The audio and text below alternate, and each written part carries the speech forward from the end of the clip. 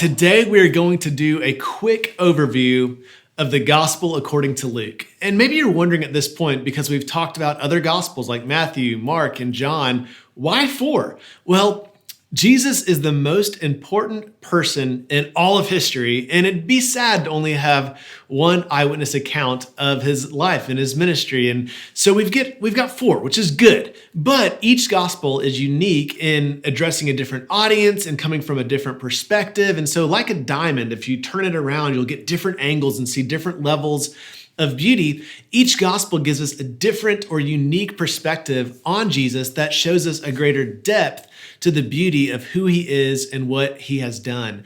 I love that Mark writes from Rome, where Christians are being persecuted. And when he talks about Jesus, we see Jesus as a suffering servant who came not to be served, but to serve and to give his life as a ransom for many. When you look at John, he's like this blue-collar fisherman guy, and he writes very well-rounded. Matthew, he's a tax collector. So today that would be someone who's white-collared, college educated, and he has a theological theme of righteousness. So there's a different perspective there. But when it comes to Luke, Luke is writing as a physician.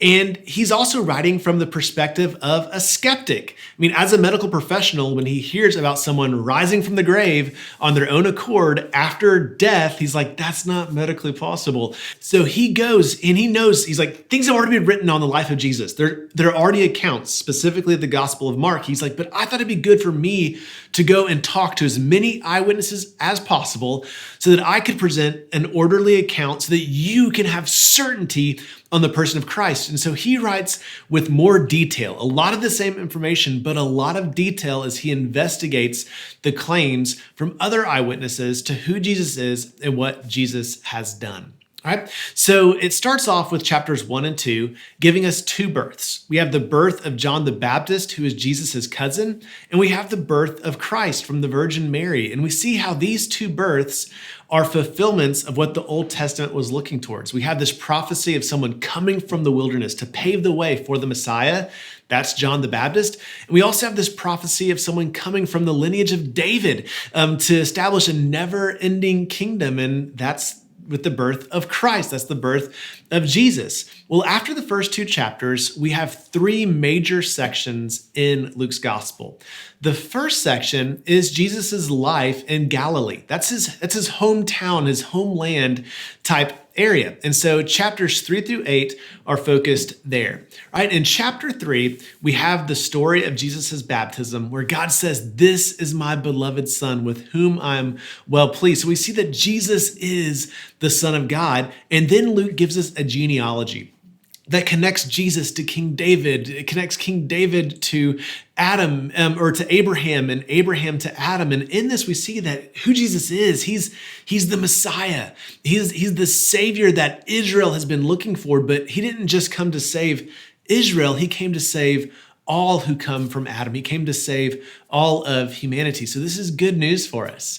Then in chapter 4, Jesus establishes his mission. He unrolls the scroll of Isaiah. He goes to chapter 61 and he talks about how there's going to be, how the Spirit is upon him, that he came to give good news to the poor, to the blind, to the oppressed, and to give liberty or to set those who have been in prison, to set them free. And he goes like, I have fulfilled this. And so everything the Old Testament is looking forward to, he says, I'm the fulfillment of that. I'm the Messiah to come. So we see Jesus' purpose, that he's coming to establish a new and everlasting kingdom. Then in chapter 5, he begins to call disciples, his followers. And so there's this fisherman, Peter, who has been fishing all night. He's caught nothing. And Jesus shows up in the morning when he's cleaning his nets, and he hops into his boat to teach. And after he teaches the people, he looks at Peter and he's like, hey, put your net down and catch some fish. And so Peter does it, and he catches all these fish. And Jesus uses that as an object lesson. He's like, look, you're not just supposed to be catching fish.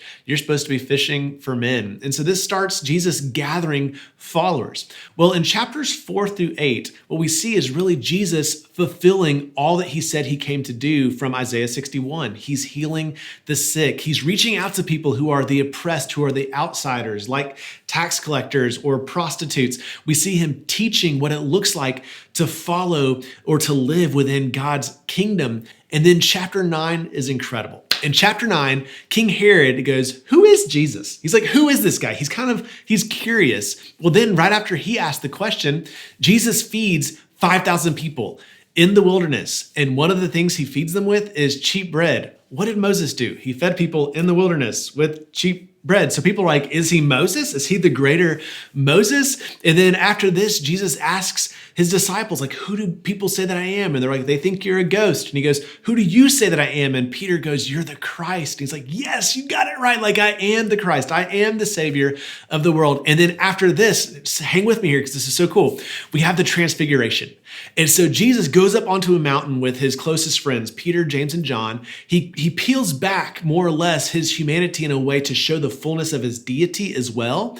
And in this moment where they see the fullness of who he is, fully God and fully man, Moses and Elijah show up. And it says that they're talking about his departure. Verse 31, his departure.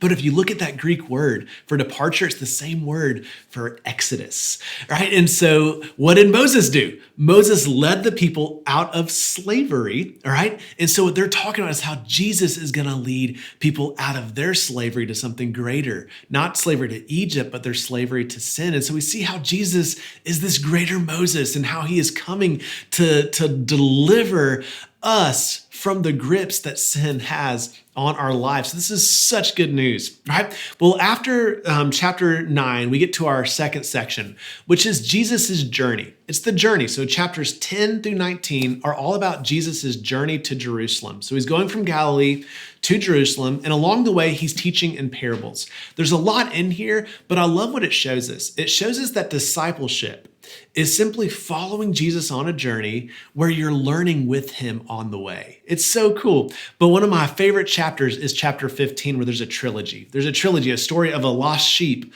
a lost coin, and a lost son. And then in chapter 19, verse 10, we get Jesus saying that he came to seek and save the lost sheep, the lost coin, the lost son. Those are all pictures of who we are and how Jesus is pursuing us. So why is he going to Jerusalem?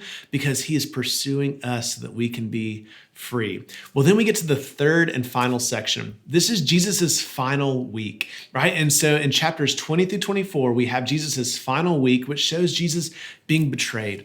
We see him on trial. We see him condemned. We see him crucified, but we see him rising from the grave. And in chapter 24, he rises from the grave. He begins to teach people that all of the Old Testament has been looking towards him and what he came to do. And that really sets the stage for Luke part 2, also known as the book of Acts. But as you read through Luke, look for those major themes, look for those major sections, and join in on the journey of discipleship where you're walking with Jesus and learning from him as you read his word.